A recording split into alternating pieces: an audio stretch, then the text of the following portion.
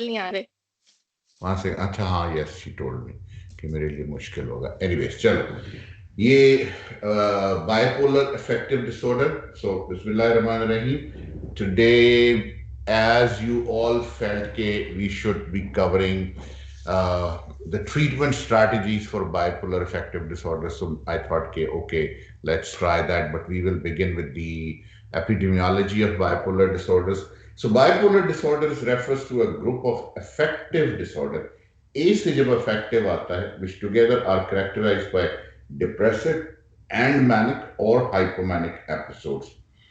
So when there is affective A, that is synonymous with the mood disorders. Previously, mood disorders was the term used. Now it is more affective disorders term used, but it keeps on changing. Britishers use preferably mood disorders, American use affective disorders, and otherwise. So it's variable, but they both mean the same. There is a slight difference in the definition of mood and affect. Mood is considered to be the point at that point in time, and affect which is over the period of longer duration of time. So कहते हैं जी mood जो है वो उस वक्त आपका मिजाज कैसा है, और अफेक्ट जो है वो मौसम की तरह है कि आजकल कौन सा मौसम चल रहा है. So over period of longer period of time. So that is the difference between mood and affect. Mood उसी वक्त की हालत, आपका मिजाज at that point in time, और affect prevalent over the few weeks or days. It is among the most debilitating and severe mental illness and is still underestimated as a public health problem. According to World Health Organization study on global burden of disease, bipolar disorders are ranked sixth amongst the most disabling illnesses in working age adults worldwide. The problem with the mood disorders is that unfortunately the peak frequency is begins at the peak of your career. जब आपकी career development हो रही होती है और आपका सारा future बन रहा होता है, ये बीमारी उस टाइम में सबसे ज्यादा होती है, which is around 25 to 40 years of age.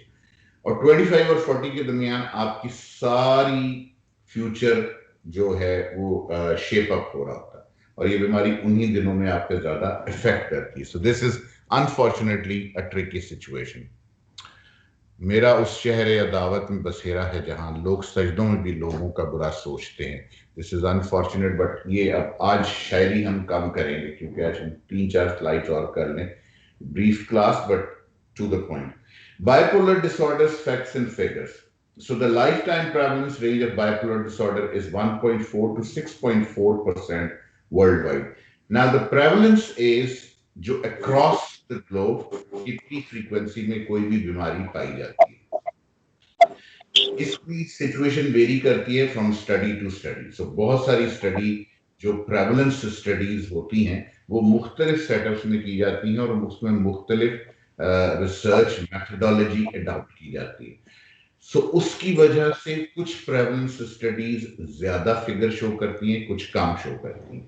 Pakistani data जो शो करता है उसमें एक डाटा के हिसाब से बलूचिस्तान में bipolar affective disorder 64% of the people को they are suffering from affective disorder.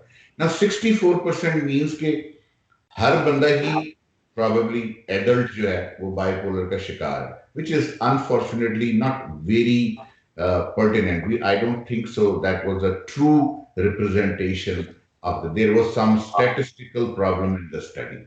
So I don't say that you should leave doing the studies because the data is not comparable to the international, but we should keep it trying and keep modifying our methodology to get the good results. लेकिन पाकिस्तान में जो statistics available हैं, जो research data available है, जो आपसे figures इम्तिहान में पूछी जाती हैं, उनमें जो 3-4 स्टडीज कोट की जाती हैं उनमें फिगर्स वेरी करती हैं from 1% to 14%, which is a significant major area of concern as far as the affective disorder is concerned. Lifetime prevalence of bipolar 1 disorder is 1%. Mean reported age of first mood episode is 18.2 years, where for bipolar 2 it is 1.1% and mean reported age of first mood episode is 20.3 years.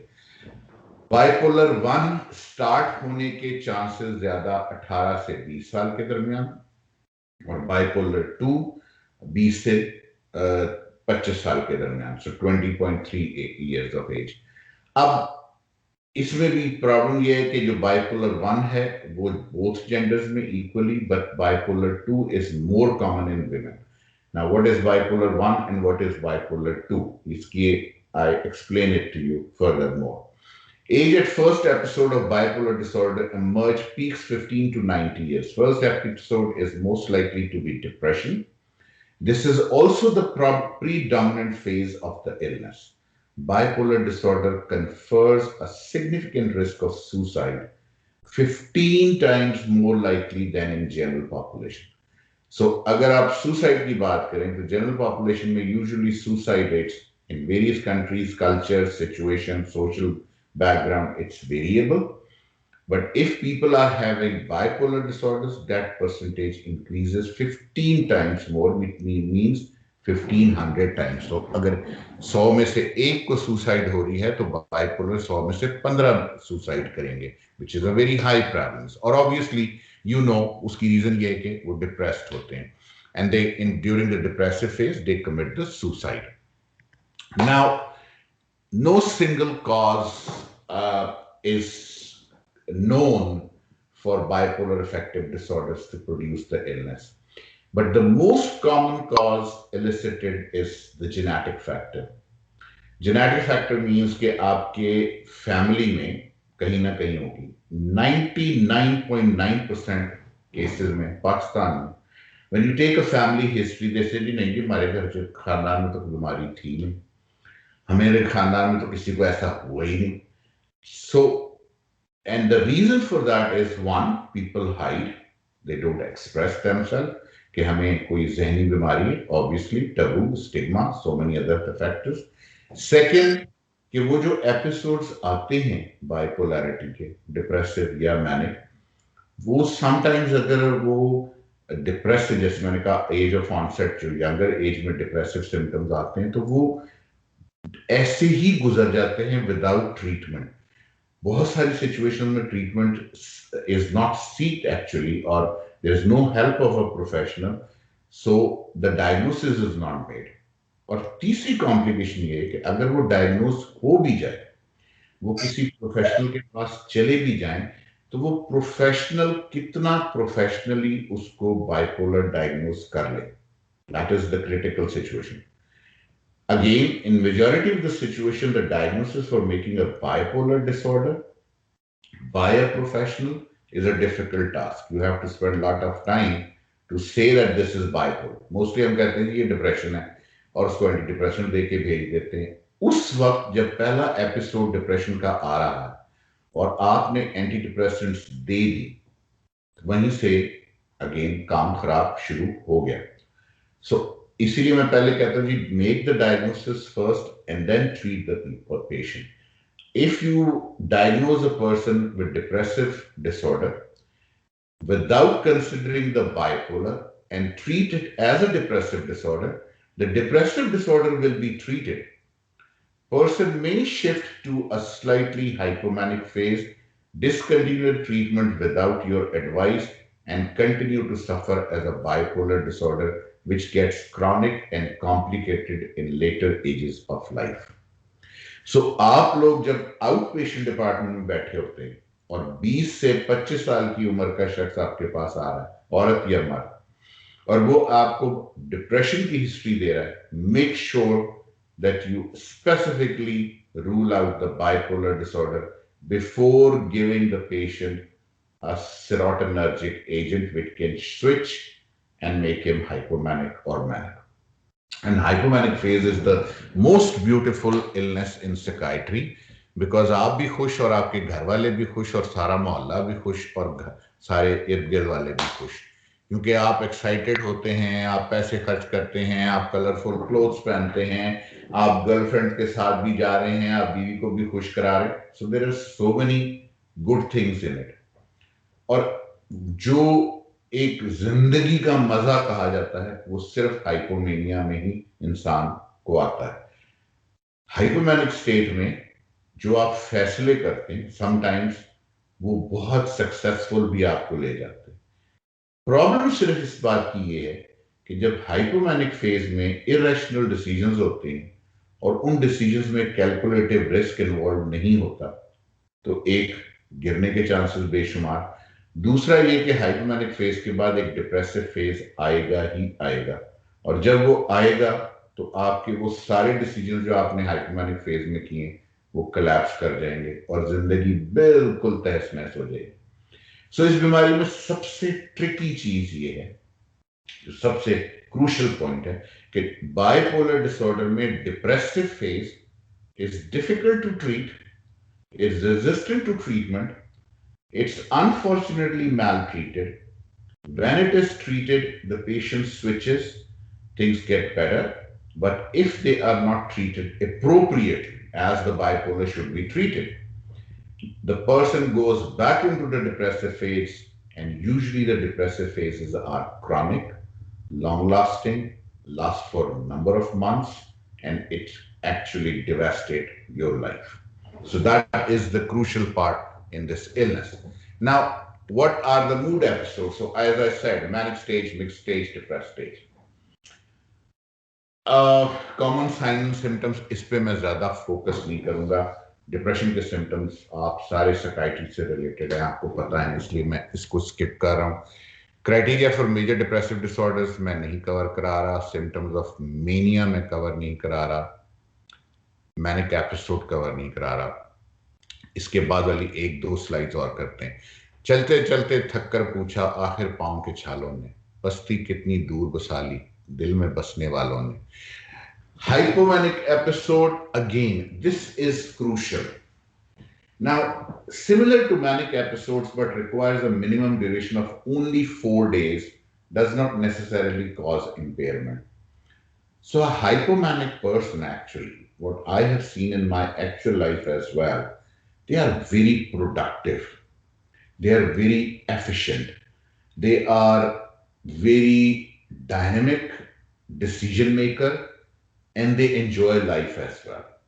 So this is the reason I say that hypomanic is the best illness in psychiatry, because इस बीमारी में सबसे ज्यादा खुशी और मजा है, बाकी सारी बीमारियां अजियत और बेशुमार अजियत हैं, लेकिन सिवाय हाइपोमेनिया के पूरी साइकाइट्री में। सो अगर मुझे पूछा जाए कि कौन सी साइकाइट्रिक बीमारी लेनी तो मैं कहूंगी जी hypomania. That is the only illness when I will be happy, my family will be happy, and I will actually be more productive, because you are not delusional, but you are just hyper. So your sleep is less, you are effectively working, you work more than usual hours, you are spending more time here and there, spending more money, but earning more money as well. 5 to 15% of individuals with hypomania will ultimately develop a manic episode. That is the tricky point. So crucial is hypomania हो जाए ठीक है, लेकिन उसमें और mania में boundary बड़ी thin line की है। द मोमेंट थोड़ा सा ट्रिगर होगा और वो डिलूजनल हो गया तो वो जो जितनी आपकी productivity, efficiency, accomplishment, creativity, they all collapse and goes into something somewhere else, unfortunately. Now, there is one thing again mentioned in literature, इस पे एग्जाम में सवाल भी आता है, dysphoric mania. Now, dysphoric mania के ऊपर क्वेश्चन आया था, या मिक्स्ड अफेक्टिव स्टेट के ऊपर सवाल आया। जो somebody wants to ask a question?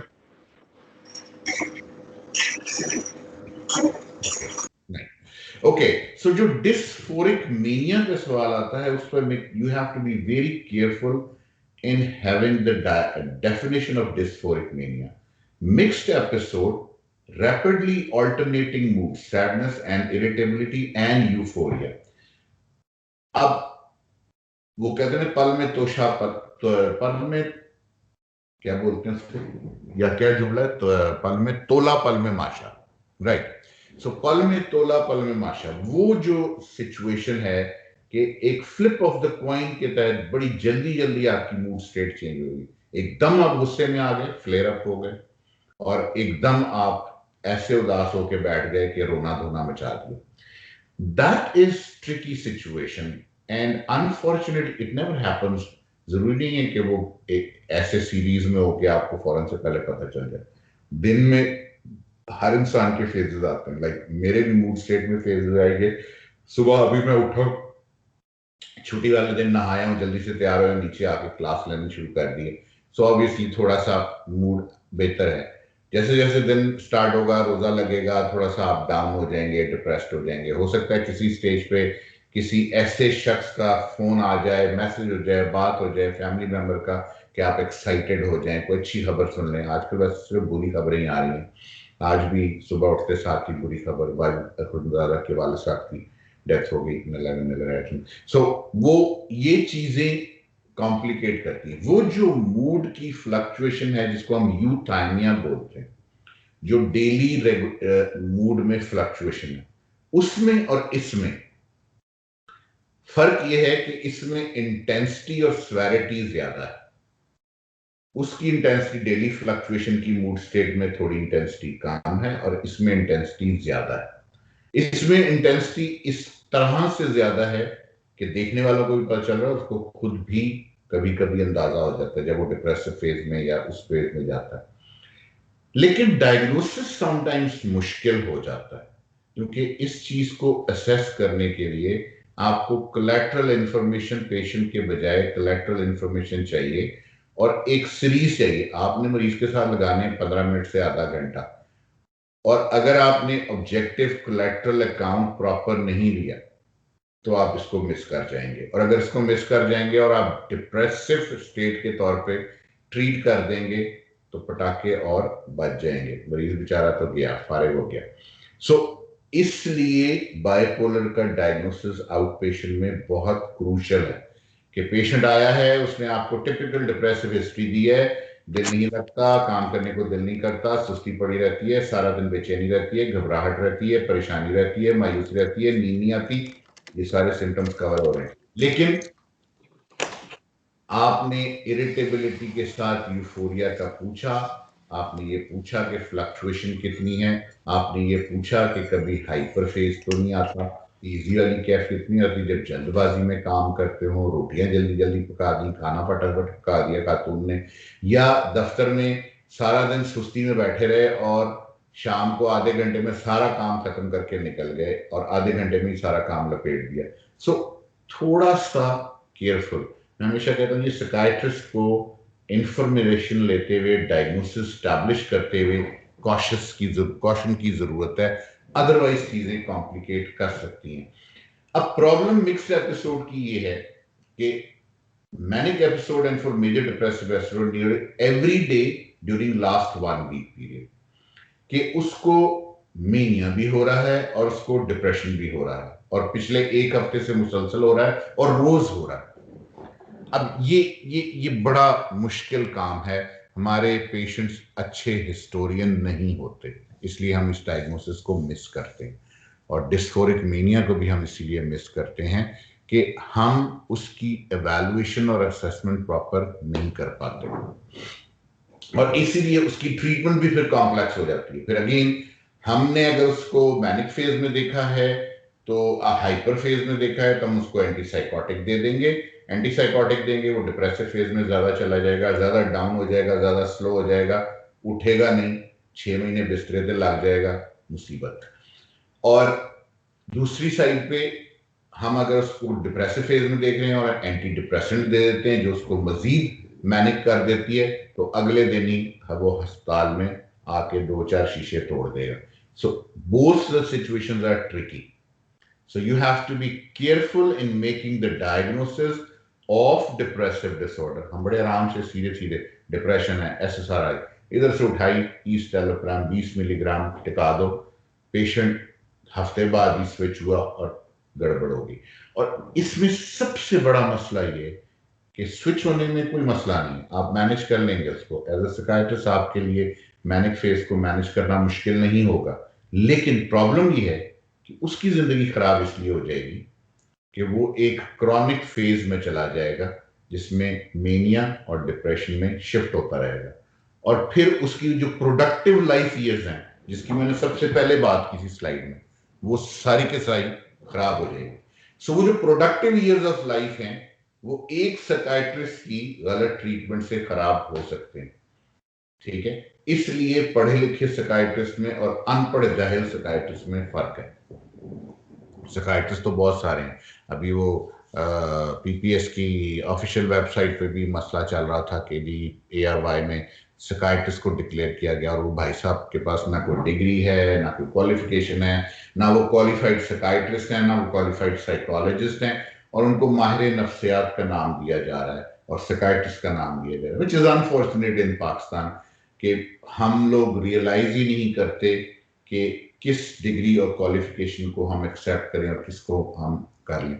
लोगों में इतना नॉलेज और इतना फहम नहीं है, इतनी अवेयरनेस नहीं है। बहरहाल कमिंग बैक टू दिस, सो एक गलत डिसीजन चीजें कॉम्प्लिकेट कर देता है, और ऐसी बेशुमार कहानियां आपको इर्द गिर्द सुनने में नजर आएंगी जो आपको फील नहीं होगा, लेकिन अगर आप महसूस करें तो आपको एहसास होगा कि this is a tricky situation. To make a diagnosis of bipolar disorder appropriately means appropriate management and further relapses and remission for a longer period of time and restoring the productive years of life.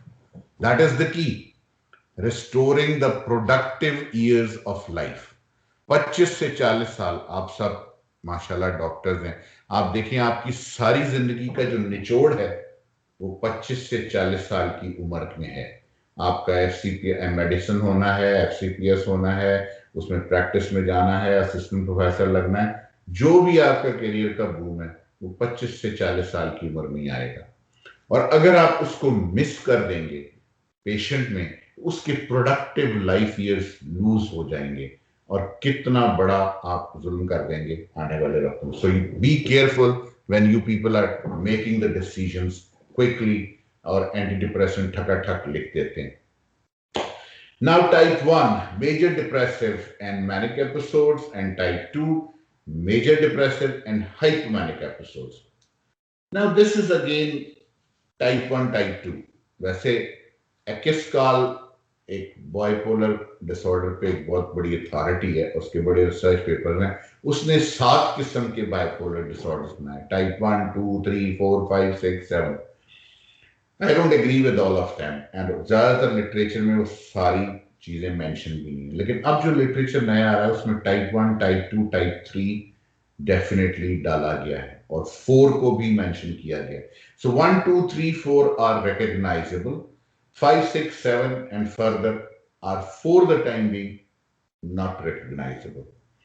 और 1 2 3 4 1 2 तो classification system का भी हिस्सा है, 3 4 text books में आपको मिल जाएगा। So carefully assess and then type 1 type 2 को डिफरेंशिएट करें, और फर्क इनमें वही है, ये जो डायग्राम है यही उसके बाइपोलैरिटी को डिस्क्राइब करती है। सो ये बड़ी अच्छी डायग्राम है, और इसके बेसिस पे एक्चुअली प्रॉबेबली मे बी उसने एक्सकाल ने 11 फॉर्म्स ऑफ बाइपोलर या 7 से 11 फॉर्म्स डिस्क्राइब की गई हैं। सो इसमें एक एक्सट्रीम पे मेनिया विद साइकोटिक सिम्टम्स है, दूसरी एक्सट्रीम पे डिप्रेशन विद साइकोटिक सिम्टम्स। अब साइकोटिक सिम्टम्स दोनों तरफ आ रहे हैं, लेकिन यहां एलेशन के साथ और यहां डिप्रेशन के साथ। फिर डिप्रेशन है, मेनिया है, फिर मॉडरेट डिप्रेशन है, हाइपोमेनिया है, फिर माइल्ड डिप्रेशन है और इलेशन है, फिर नॉर्मल मूड है और डिस्थाइमिया है।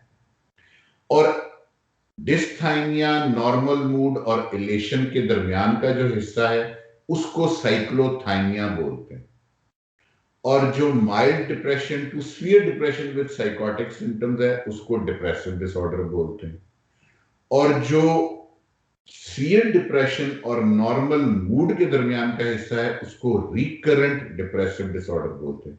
थोड़ा सा ये अंडरस्टैंड कर लें, अगर डिप्रेशन माइल्ड से सीवियर तक जा रहा है विद साइकोटिक सिम्टम्स तो ये depressive disorder, MDD, major depressive disorder, अगर इसमें वो नॉर्मल बेसलाइन को टच करता है और फिर आगे की तरफ फ्लक्चुएट करता है तो ये रिकरेंट डिप्रेसिव डिसऑर्डर है। और अगर ये दो एक्सट्रीम्स को टच कर रहा है, डिप्रेशन की और मेनिया की, तो ये बाइपोलर डिसऑर्डर है। और अगर ये डिस्थाइमिया, नॉर्मल मूड और इलेशन के दरमियान फ्लक्चुएट कर रहा है तो ये साइक्लोथाइमिया है। समझ आई कि नहीं समझ आई? अगर किसी को समझ आई तो बताए, कोई नहीं बोलेगा हम। अच्छा चलो, आवाज कट गई थी बीच में, सॉरी। अच्छा मुझे कट गई, सबको कट गई। अच्छा सॉरी, तो फिर मैं दोबारा ये बताऊं स्लाइड? ये वाली स्लाइड बता दो। मैं दोबारा बताता हूं, समझ लेना ये जरूरी है, ठीक है? ये जो आपको ब्लॉक्स नजर आ रहे हैं, इसमें ये 10 ब्लॉक्स हैं और इस 10 ब्लॉक्स के बेसिस पे बाइपोलर डायग्नोसिस और रिकरेंट डिप्रेशन का डायग्नोसिस बन रहा है। सो जो नॉर्मल मूड है, जो इस तरफ दरमियान में स्लाइड है, पॉइंटर कर दूं, ये जो स्लाइड है, ये वाला जो पॉइंट है, ये नॉर्मल मूड है। नॉर्मल मूड के ऊपर और नॉर्मल मूड के नीचे, सॉरी, ऊपर और नॉर्मल मूड से नीचे, ये साइक्लोथाइमिया। डिस्थाइमिया और इलेशन के दरमियान साइक्लोथाइमिया। लेकिन एक दफा आपने डिप्रेसिव डिसऑर्डर डायग्नोस कर लिया, चाहे वो माइल्ड, मॉडरेट, सीवियर या सीवियर विद साइकोटिक सिम्टम्स हैं, ये डिप्रेसिव एपिसोड है, एमडीडी। और अगर ये डिप्रेशन जो है ये डिस्थाइमिया में कन्वर्ट होता है और नॉर्मल मूड को भी टच करता है तो ये रिकरेंट डिप्रेसिव डिसऑर्डर है। और इस फेज से एक्सट्रीम स्टेट, इधर डिप्रेशन से इधर मेनिया तक जब जाएं तो ये बाइपोलर डिसऑर्डर है। समझ आ गई? सो cyclothymia includes dysthymia and elation, no symptoms of depression, no symptoms of mania or hypomania. Major depressive disorder, जिसमें mild, moderate, severe with psychotic symptoms. अगर ये डिप्रेशन डिस्थाइमिया और नॉर्मल मूड पे कन्वर्ट होता है और फिर सिम्टम्स वापस आते हैं, ये रिकरेंट डिप्रेसिव एपिसोड। और इन दोनों एक्सट्रीम्स के दरमियान जितनी भी स्टेट हैं, इसको हम बाइपोलर बोलते हैं। अब बाइपोलर के दरमियान ये सारी फेजेस हैं। सो एक पेशेंट शिफ्ट कर रहा है इलेशन और माइल्ड डिप्रेशन में, या एक पेशेंट शिफ्ट कर रहा है नॉर्मल से हाइपोमेनिया में और नॉर्मल वाली साइड पे, तभी बाइपोलर है। एक पेशेंट शिफ्ट कर रहा है नॉर्मल से माइल्ड डिप्रेशन पे और फिर माइल्ड इलेशन पे, वो भी बाइपोलर है। इसलिए बाइपोलर की अब क्लासिफिकेशन में जो नई क्लासिफिकेशन कुछ लिटरेचर में आ रही है, उसमें 7 से 11 किस्में बाइपोलर की डिस्क्राइब की गई, जिसका मैंने अकिस्काल का नाम लिया। लेकिन टेक्स्ट बुक में, क्लासिफिकेशन सिस्टम में अभी भी बाइपोलर 1 और 2 इस्तेमाल होता है। 3, 4 कुछ कैटेगरीज में आना शुरू हो गया है। अब इसको यहीं से देख लें कि नॉर्मल से डिस्थाइमिया में जाता है, इलेशन में जाता है, ये भी बाइपोलर है। नॉर्मल से माइल्ड डिप्रेशन में जाता है, हाइपोमेनिया में जाता है, ये भी बाइपोलर है। नॉर्मल से मॉडरेट डिप्रेशन में जाता है, मेनिया में जाता है, ये भी बाइपोलर है। नॉर्मल से मेनिया विद साइकोटिक सिम्टम्स में जाता है और माइल्ड डिप्रेशन में आ जाता है, ये भी बाइपोलर है। सो नॉर्मल के दरमियान से वो जो पेंडुलम किसी भी तरफ जाएगा, दोनों एक्सट्रीम पे, पहली नॉर्मल के इर्द गिर्द वाली छोड़ के जो साइक्लोथाइमिया में आ रही है, बाकी सब बाइपोलर में शामिल हो जाएंगी। समझ आ गई? नहीं समझ आई? Yes, sir. तो दोबारा से जी सर। मैं अगली दफा सवाल लूंगा, एग्जाम क्वेश्चन, और वो सॉल्व करके आप सबने देने होंगे, ठीक है? जो फेल होगा वो अफ्तारी कराएगा सारों को, वर्चुअल अफ्तारी। ओके, ये ठीक है सर। ओके, अब मैं डीएसएम क्लासिफिकेशन पे नहीं जा रहा, मैं यहां पे आज खत्म कर रहा हूं 20 स्लाइड्स पे, right? So any question so far? Sir ये जो आपने पहले अभी मिक्स्ड अफेक्टिव स्टेट बताई थी, ये जो आपने लास्ट स्लाइड दिखाई है, वो इसमें कहीं फिट होता है? क्यों नहीं होता? ये देखो ना, ये इलेशन है, ये नॉर्मल है, ये डिस्थाइमिया है। सो मैंने जो बात की उसमें क्या चीजें थी बताओ, उसमें क्या था? सर आप हाँ बोलो। स्लाइड देखनी पड़ेगी दोबारा। देखो सर इसके अंदर देखो। दोनों टाइप ऑफ सिम्टम्स थे, लेकिन वो साइमल्टेनियसली जो है वो प्रेजेंट कर रहे थे, यानी पेशेंट डिप्रेशन में भी हो सकता है एक टाइम पर, और अगले फेज में वो मतलब हाइपर भी हो सकता है। लेकिन वो एक वक्त में तो दोनों फेजेस नहीं आ रही ना। वो सुबह ये इलेशन में है, शाम को डिप्रेशन में है। सुबह वो जी इरिटेबल हाइपोमेनिया में है, शाम को वो मॉडरेट डिप्रेशन में है, तो इसमें आ गया ना। ठीक है सर, उसको भी हम मतलब यार बाइपोलर ही दोनों कंसीडर करेंगे। चीजें तो नहीं होंगी ना एक वक्त में, वो खुश भी और उदास भी हो। जाहिर है खुशी आएगी, बैठेगी तो वो डिप्रेशन में जाएगा ना, या इरिटेबल होगा या एंगर होगा। सो फेज तो यही है, यही फेजेस हैं सारी मूड की। लेकिन वो कहां से कहां पेंडुलम मूव कर रहा है, यहां से यहां या यहां से यहां, ये डिपेंड करता है। वो यहां से तो यहां भी फिर हम move कर। उसको हाँ? मिक्स्ड अफेक्टिव क्यों कहते हैं? हम उसको बाइपोलर ही क्यों नहीं कह सकते? वो बाइपोलर ही है, कंसिडर उसको बाइपोलर ही करें। For all treatment, diagnostic and interventional categories के तौर पे वो बाइपोलर ही है। लेकिन बाइपोलर की आइडेंटिफिकेशन की बात है। ये जो आपको क्लासिफिकेशन बता रहा हूं, ये जो आपको पेंडुलम बता रहा हूं कहां से कहां घूम रहा है, ये आपकी क्लिनिकल असेसमेंट और जजमेंट के लिए है, ताकि आप जब आउट पेशेंट में बैठे हो तो आप कहें जी ये डिप्रेशन नहीं है, ये बाइपोलर है, और इसको बाइपोलर की ट्रीटमेंट पे ट्रीट करें, इसको एंटी डिप्रेसेंट ना दें। इसलिए समझा रहा हूं। या ये मेनिया है, इसको आपने मूड स्टेबलाइजर और एंटीसाइकोटिक्स देनी है, और एंटीसाइकोटिक कौन सी देनी है कि ये डिप्रेशन में ना चला जाए। और अगर ये मेनिया मैंने ट्रीट किया और ये डिप्रेशन में चला गया तो डिप्रेशन तो 6 महीने चलेगा, जहां पे फिर मैं एंटी डिप्रेसेंट्स दे भी नहीं पाऊंगा, और एंटी डिप्रेसेंट दूंगा तो ये फिर स्विच कर जाएगा मेनिया में। ये कॉम्प्लिकेशन है बाइपोलर की। अगर डायग्नोसिस सही होगा तो ट्रीटमेंट भी सही होगी, ना वो डिप्रेशन में जाएगा ना वो दोबारा मेनिया में जाएगा, यूथाइमिया में आ जाएगा। लेकिन ट्रीटमेंट सही नहीं होगी, डायग्नोसिस सही नहीं होगा तो ट्रीटमेंट सही नहीं होगी, ट्रीटमेंट सही नहीं होगी तो रिलैप्स करेगा, और रिमिशन और रिलैप्सेस ही कॉम्प्लिकेशन करते हैं। ये स्लाइड दिखाने का मकसद सारे का सारा ये है, make sure that you make an appropriate diagnosis, कहां से कहां पेंडुलम जा रहा है। अगर वो सिर्फ डिप्रेशन है तो anti depressant works miraculously well, people do get well, you all know, right. अगर वो रिकरेंट डिप्रेशन है तब भी एंटी डिप्रेसेंट्स लॉन्ग टर्म में एडजस्टमेंट करके आप रिकवर कर लेते हैं। लेकिन अगर वो बाइपोलर है और आपने डायग्नोसिस सही नहीं किया, मिस कर दिया, तो फिर चीजें कॉम्प्लिकेट होने के चांसेस बढ़ जाते हैं। This is my point before giving you the treatment कि क्या दवाई देनी है। पहले देख तो लो कि जिस चीज के लिए दवाई दे रहे हो क्या ये वही है। अगर बाइपोलर डिसऑर्डर्स में आप ट्रीटमेंट कर रहे हैं एंटी डिप्रेशन के साथ तो स्विच और वर्स कर देगा।